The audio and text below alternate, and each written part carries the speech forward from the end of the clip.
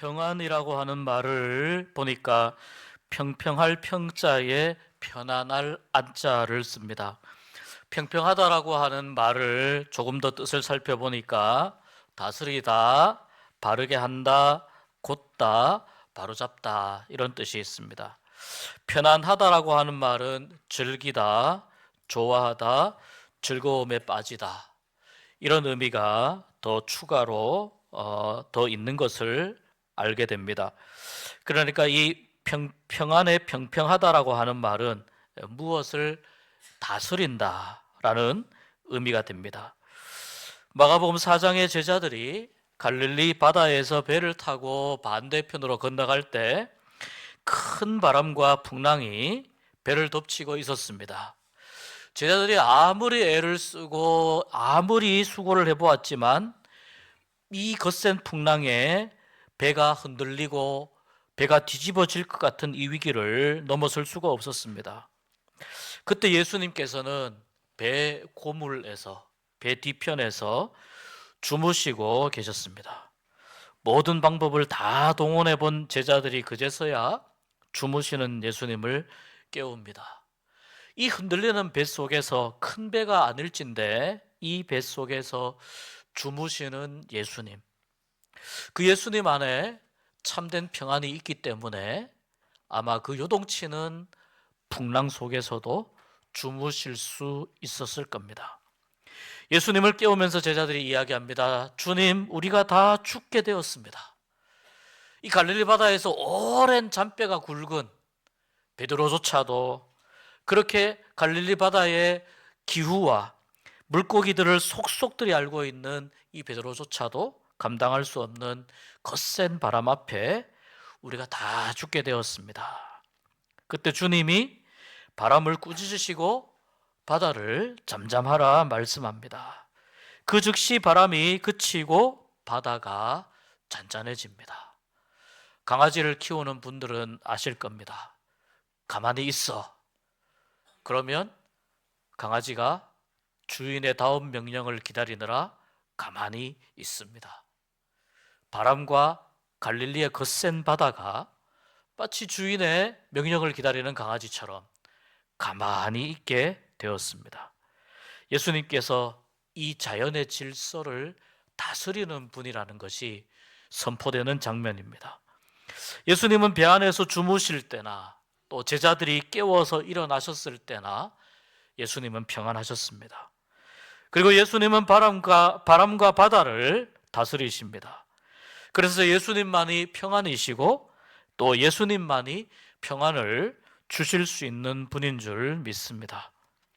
제자들은 이렇게 이야기합니다. 이분이 도대체 누구이기에 바람과 바다도 말을 듣는가, 잠잠하는가.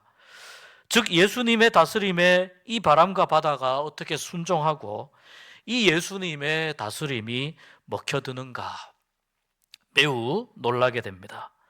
그러나 여러분, 예수님은 창조주이시기 때문에 자연의 모든 질서를 부여하신 분이시기 때문에 오직 예수님만이 가능하신 줄 믿습니다.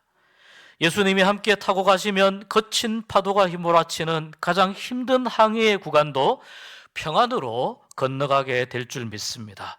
이것이 진정한 평안입니다. 2026년 한 해에 여러분의 인생이 주님 주시는 평안으로 넘치는 날들이 되시기를 주의 이름으로 축복합니다. 근데 여러분, 요즘 이 세상은 평안을 찾기가 참 힘들고 어렵습니다. 평안하지 않고 많이 불안해합니다. 몇 년째 이어지는 여러 나라들, 유럽, 중동, 아시아, 중남미까지 이 많은 나라들에서 일어나고 있는 이 전쟁의 소식들, 수많은 사건과 사고들, 평안이 너무나 필요한 시기이고 우리는 너무나 평안과 먼 세상을 살고 있지 않는가. 이러한 여러 가지 국제적인 정세들로 인해서 우리나라도 이러한 영향을 받으며 조마조마하게 위태위태하게 마치 밧줄 외줄 타듯이 그렇게 걸어가고 있는 우리의 모습이 아닌가 생각이 됩니다. 돈으로 살 수 없는 것이라고 하는 글이 있습니다. 돈으로 호화로운 집은 살 수 있어도 행복한 가정은 살 수 없다. 돈으로 좋은 침대는 살 수 있지만 가장 달콤한 잠은 살 수 없다. 돈으로 비싼 시계는 살 수 있지만 흐르는 시간을 살 수는 없다. 돈으로 많은 책들을 살 수 있지만 삶의 지혜를 살 수는 없다. 돈으로 높은 지위는 살 수 있어도 가슴에서 우러나오는 존경은 살 수 없다. 돈으로 좋은 약은 살 수 있어도 평생 건강은 살 수 없다. 돈으로 비싸고 고급진 물건은 살 수 있지만 아늑한 평안을 살 수는 없다. 돈으로 성대한 장례식을 치를 수는 있지만 행복한 죽음을 살 수는 없다.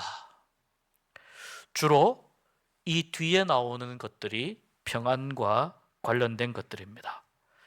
그래서 여러분, 우리는 평안하여 든든히 서가는 인생을 꿈꾸면서 기도하고 소망하면서 평안하지 못한 사람들이 어떤 특징이 있기에 우리에게 평안이 필요한가 생각해 보고자 합니다. 성경에 사울이 두 사람 나옵니다. 구약의 한 사람, 신약의 한 사람. 구약 성경에 나오는 사울은 왕이었습니다. 이 사울을 좀 살펴보면은 평안하지 못한 사람의 특징을 세 가지 정도 가지고 있습니다. 첫 번째, 사울은 매우 불안해합니다. 사울은 잠을 이루지 못합니다. 우울증이 점점 심해집니다. 누군가 끊임없이 자기의 자리를 노린다고 하는 이 불안감과 이 위협감에 휩쓸려 살아갑니다. 혁명이 일어나진 않을까? 혹시 누가 나를 암살하려고 하지는 않을까? 걱정하고 염려하고 불안해합니다. 그런데 이 사울의 이 우울증과 이 불안함을 극복하게 한 하나의 사건이 있습니다. 바로 다윗을 통해서 음악을 들을 때 평안하고 또 우울감이 사라지게 됩니다. 그러나 이내 다시 불안해하고 또 시기심과 걱정에 사로잡혀 마침내 자신에게 평안을 주는 음악을 연주해 주었던 그 다윗을 향해 창을 집어던집니다. 다윗을 죽이고자 한 것입니다. 나라를 구한 애국자인 다윗을 질투하여 결국 그를 죽이고자 한 것입니다. 그러니까 평안하지 못한 사람은 불안해합니다.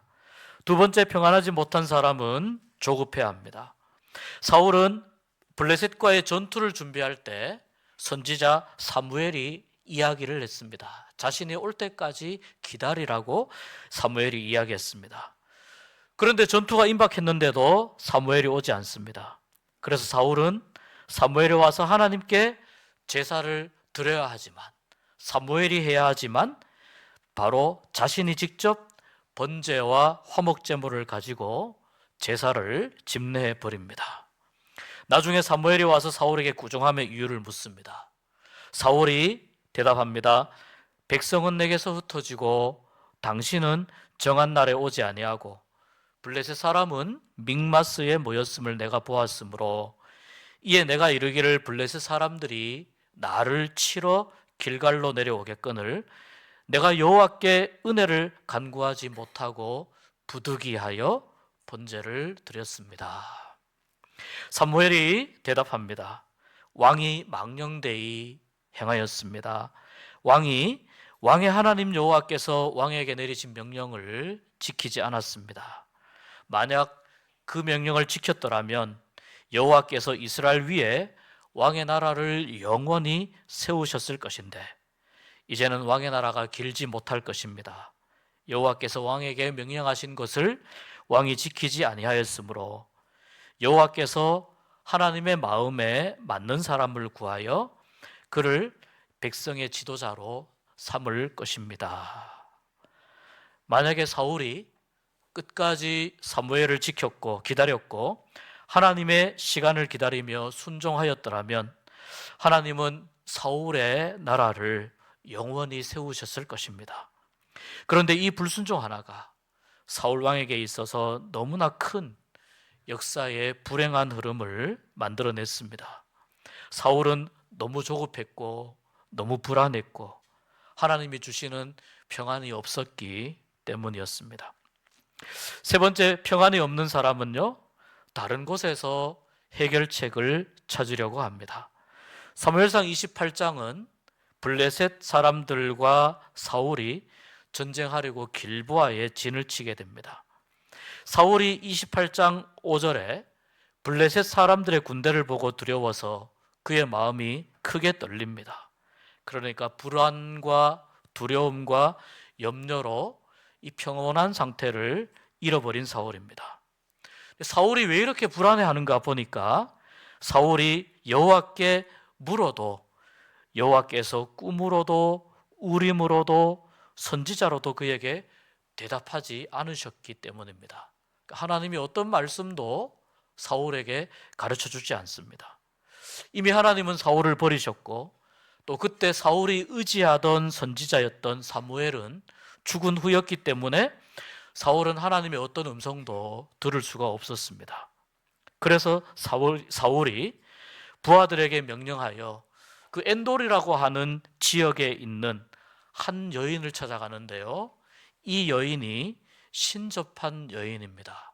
그러니까 오늘식으로 말하자면 무당이 되는 것입니다.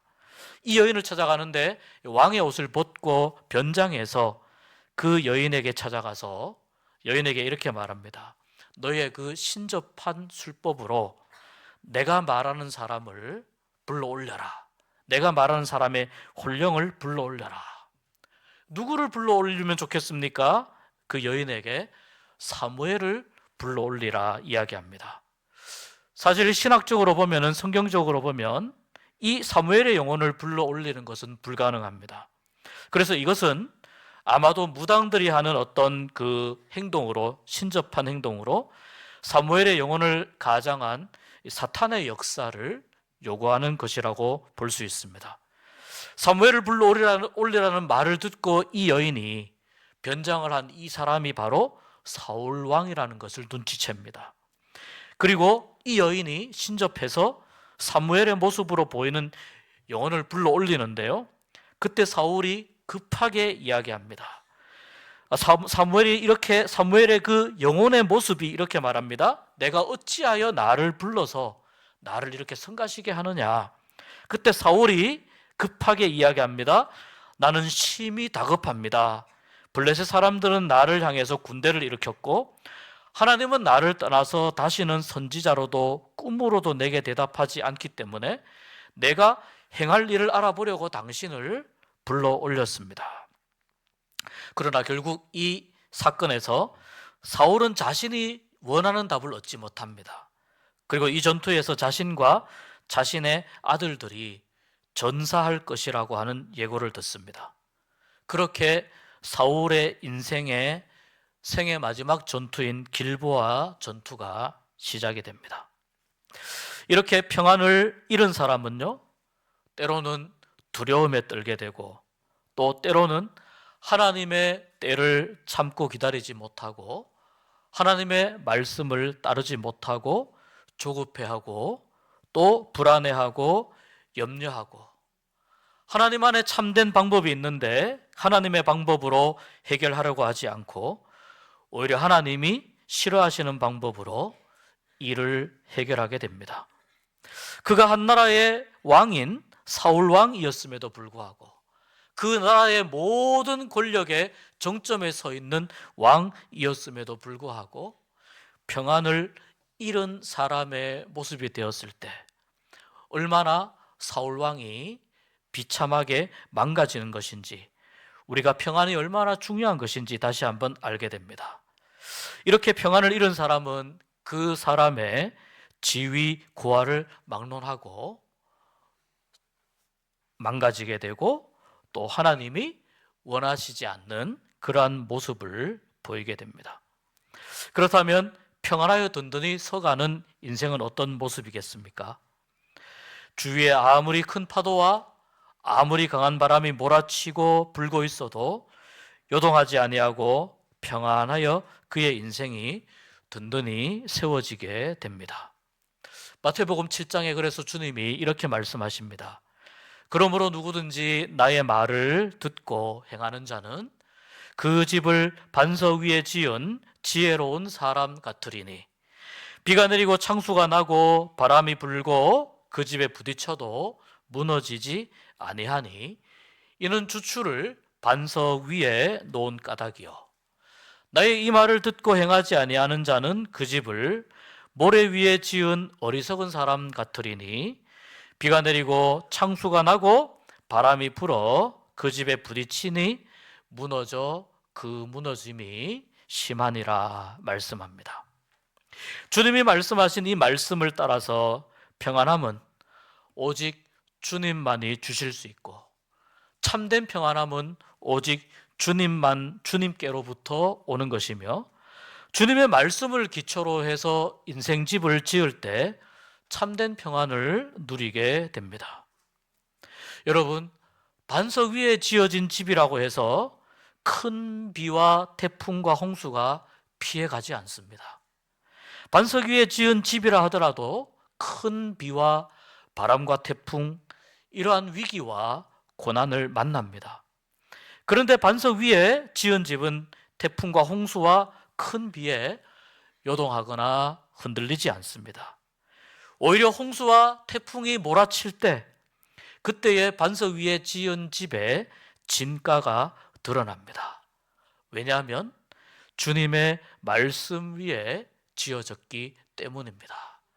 아무리 그 집을 흔들어도 반석 위에 지은 집은, 주님의 말씀 위에 지은 집은 요동하지 않고 흔들리지 않는 줄 믿습니다. 그런데 모래 위에 지은 집도요, 태풍과 홍수를 만납니다. 이 집은 한 번에 바로 무너집니다. 왜냐하면 주님의 말씀 위에 인생집을 짓지 못했기 때문입니다. 그래서 주님의 말씀이 바로 평안의 근거가 되고 평안의 토대가 되고 이유가 됩니다. 주님의 말씀 위에 집을 지을 때에만 어떤 인생의 풍랑과 위기 앞에서도 평안을 누리는 줄 믿습니다.